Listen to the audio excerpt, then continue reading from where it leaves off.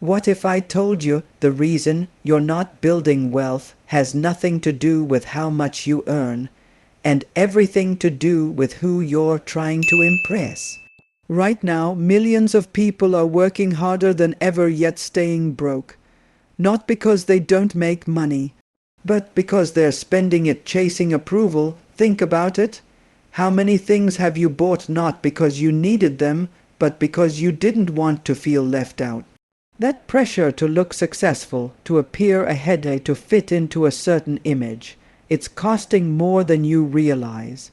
Because every time you spend to impress others, you quietly delay your own financial freedom, and the worst part, most of the people you're trying to impress aren't even watching.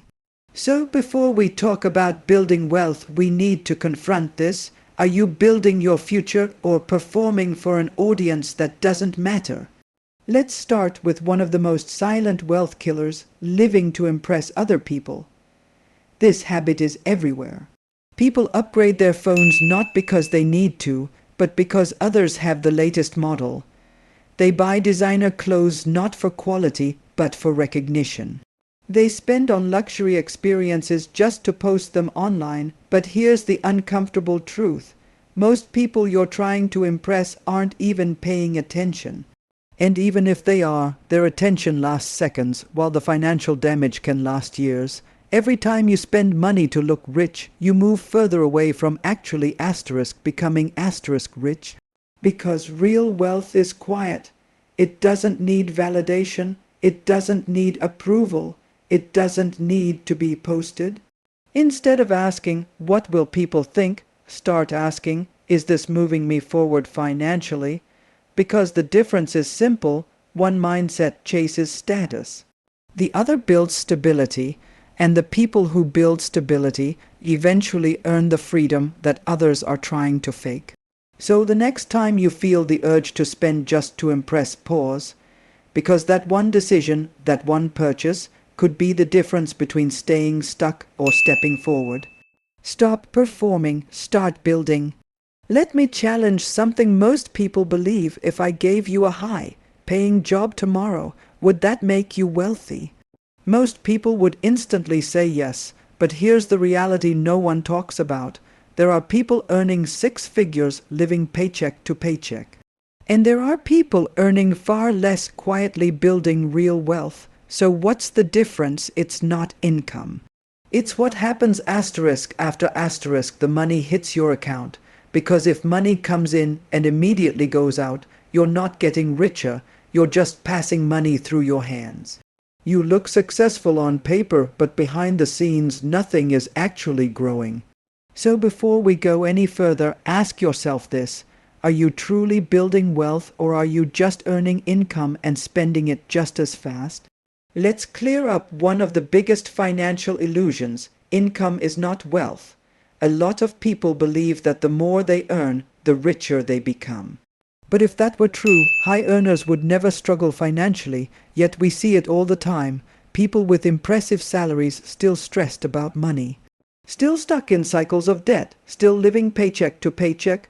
Why? Because income is just the starting point. Wealth is what you keep, and more importantly, what you grow. If every raise leads to a bigger lifestyle, a better car, a bigger house, more expensive habits, then your financial situation doesn't improve, it just expands. This is the trap. You earn more, you spend more, and you stay in the same position. Meanwhile, someone earning less but saving, investing, and controlling their expenses is quietly moving ahead. Because wealth isn't about looking rich, it's about having options. It's about having assets that generate income, even when you're not working. So instead of focusing only on how can I earn more, start asking a better question. How much of what I earn am I actually keeping and multiplying? Because the goal is not just to make money. The goal is to make money stay and then make it work for you . Let me ask you a question. You've spent years in school learning how to earn money, but how much time have you actually spent learning how money works?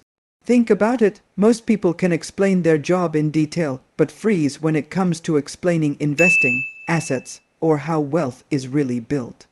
And that's not an accident, because we're taught how to work for money but not how to make money work for us. So, what happens? People guess, they follow trends, they take advice from friends who are just as confused. And in the end, they stay stuck not because they lack effort, but because they lack understanding. So before we move forward, here's the real question. Are you avoiding financial education, or is it avoiding you because you've never made it a priority? Here's a hard truth most people don't realize until it's too late. If you don't understand money, you will always struggle to keep it. We spend years in school learning subjects that may never directly impact our financial lives, but almost no time learning how money actually works. No one teaches you how to invest, how to manage risk, how to build assets, or how to make your money grow. So, what do most people do? They rely on trial and error. They follow trends without understanding them. They take advice from people who are just as financially lost. And that leads to costly mistakes, missed opportunities, bad investments, fear of even starting, because when you don't understand something, you either avoid it or you gamble with it. And both can keep you stuck for years, but here's the shift. Financial education doesn't require a degree. It requires curiosity and consistency. Even learning a little consistently can completely change your financial trajectory. Because once you understand how money works, you stop reacting emotionally and start making strategic decisions. So instead of saying, I don't know enough to start, flip it to, I'll start so I can learn. Because in the long run, your financial success won't be determined by how hard you work, but by how well you understand the game you're playing. Let me ask you something honestly. If you stopped working tomorrow, how long would your income continue? A week, a month, or would it stop immediately? Because that answer reveals everything. Most people believe they're making money, but in reality, they're only earning it when they show up . No work, no income. It feels stable, it feels secure, but it's actually one of the biggest financial traps. Because you're not building income, you're renting it with your time. And time is the one thing you can never scale. So, before we go further, think about this. Are you truly creating income, or are you just getting paid to stay busy? Here's a reality most people don't question. If you only make money when you work, your income will always have a limit. There are only 24 hours in a day. You can only work so much. You can only earn so much if your time is the only thing you're selling. At first it feels stable. You work, you get paid. You put in more hours, you earn more. But over time, this becomes a ceiling you can't break. Because no matter how hard you work, you can't multiply your time. And this is where most people get stuck. They keep chasing raises, overtime, and promotions, but their entire income still depends on showing up. The moment they stop working, the money stops too. That's not financial freedom, that's dependency. Wealth is built differently. It comes from creating income streams that are not directly tied to your time. Things like investments, scalable skills, or systems that can generate income even when you're not actively working. This doesn't mean you stop working. It means you start thinking beyond just trading hours for money. So instead of asking, how can I work more? Start asking, how can I make my effort work more than once? Because real financial growth begins the moment your income is no longer limited by your time. What if the biggest thing holding you back financially isn't your situation, your salary, or even your opportunities, but your comfort zone? Because here's something most people won't admit. They don't avoid success because it's impossible, they avoid it because it feels uncertain. They choose what feels safe over what could make them wealthy. They stick with what's familiar, even if it keeps them stuck. And without realizing it, they start calling comfort security. But in reality, the same comfort that feels safe today can quietly become the reason you stay financially trapped tomorrow. So the real question is this: Are you actually protecting your future or just protecting your comfort? Let's talk about something that silently controls most people's financial future: fear disguised as safety. Most people don't realize it, but their biggest limitation isn't lack of opportunity, it's their unwillingness to step outside what feels comfortable. They stick to what they know, they avoid anything uncertain, they choose predictability over possibility. And on the surface it looks responsible: a stable job, a fixed routine, a guaranteed paycheck. But here's the problem: safe decisions often lead to slow financial progress. Because wealth is rarely built inside complete comfort zones. It is built when people take calculated risks, not reckless ones, but informed, thoughtful moves that carry uncertainty but also potential upside. The key word is calculated. It means you don't gamble blindly, you learn, you assess, you prepare. But you still move. Because if you only act when something feels 100% safe, you will miss most growth opportunities in life. Every major financial breakthrough, investing, starting a business, changing careers, learning a high-income skill, carries some level of uncertainty. And that's exactly why most people never take it. So they stay in the same place, same income, same habits, same results, not because they can't grow, but because fear convinces them not to try. So ask yourself, are you actually choosing safety, or are you choosing stagnation because it feels safer than growth? Let me ask you something you might not want to answer too quickly. How often do you choose what feels good right now over what could change your entire future? Because most people don't realize it, but their financial life is being shaped by tiny daily decisions, not big dramatic events. It's the small choice to spend instead of save, the impulse to buy now instead of invest, the habit of prioritizing comfort over discipline. And none of it feels dangerous in the moment. In fact, it feels normal, even harmless. But over time, these small choices compound into a life that looks very different from what people originally wanted. So, the real question isn't whether you want success, it's whether you're willing to delay comfort long enough to actually build it. Because wealth doesn't respond to emotion, it responds to patience. So before we go deeper, ask yourself this: are you building your future or constantly borrowing from it for today? Here's one of the most powerful forces quietly shaping your financial future, and most people don't even notice it.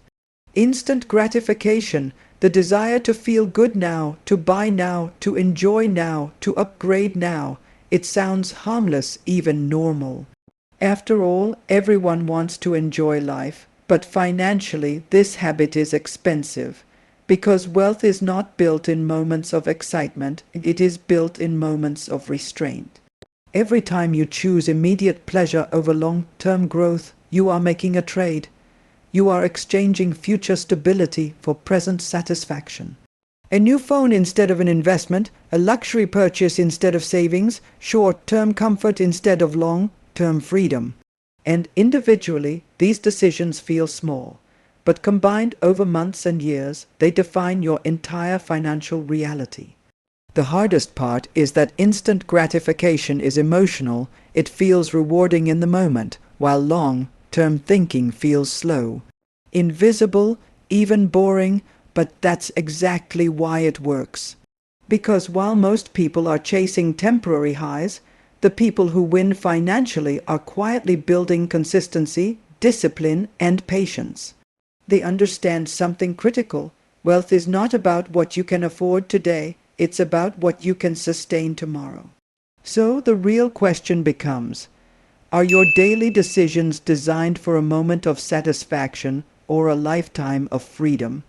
Let me end this with something most people never want to confront. What if the biggest thing keeping you stuck financially is not the economy, not your job, and not your circumstances, but the story you keep telling yourself? Because as long as you believe your situation is permanent, your actions will stay limited. You stop looking for solutions, you stop taking responsibility, and slowly you start accepting a life you never actually chose. But here's the truth: the moment you stop blaming is the moment your life starts changing. So before we go further, ask yourself this one final question. Are you going to keep explaining why you're stuck, or finally take responsibility for changing it? This is the habit that quietly keeps people stuck the longest, and most people never even recognize it. Not taking responsibility, it doesn't always show up as direct blame. It's often subtle. It's the economy. My salary isn't enough. My boss doesn't pay me well. I didn't get the right opportunities. And while external factors are real, the danger begins when these become excuses instead of awareness. Because the moment you shift full responsibility away from yourself, you also give away your power to change anything. You stop asking, "What can I do differently?" and start saying, "There's nothing I can do." That mindset is comfortable because it removes pressure.